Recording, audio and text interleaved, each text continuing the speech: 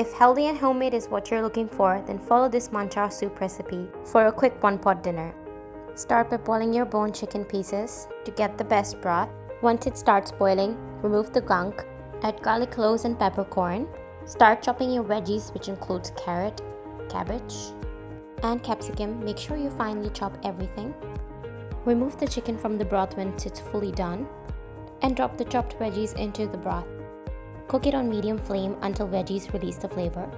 Shred the boiled chicken in smaller chunks. Season your broth with soy sauce, vinegar, chicken powder. Stir everything well, making sure there are no lumps. Then add ketchup and the shredded chicken, some salt for seasoning, and then add cornflour slurry to thicken up your soup.